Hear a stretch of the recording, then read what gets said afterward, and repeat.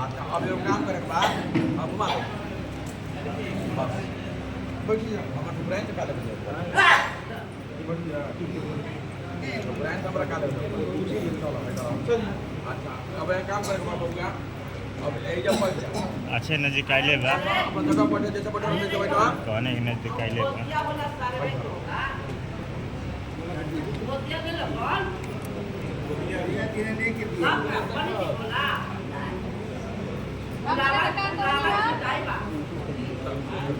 तो यार दोस्तों, जैसे कि आप लोगों ने देखा है कि शादी का हर एक विधि व्यवहार आपको इस चैनल पर देखने को मिला है।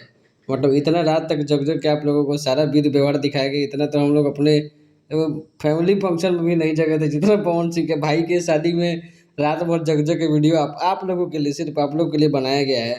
बाकी बात कर लेते हैं हमारे पावर स्टार का, तो पावर स्टार नहीं आए हैं और लगता है कि अपने दूसरे भाई जो अजीत सिंह के बेटा हैं भड़क सिंह, उनके शादी में कहीं 5 तारीख को देखने को मिलेंगे या उनका हल्दी सेरेमनी से होगा कहीं, तो उसमें कहीं देखने को मिल सकते हैं, ज़्यादा चांसेस है। बाकी आज की वीडियो में इतना ही, मिलता है अगले वीडियो में। सब्सक्राइब करना नहीं भूलिएगा। बाकी वीडियो देखने के लिए थैंक यू।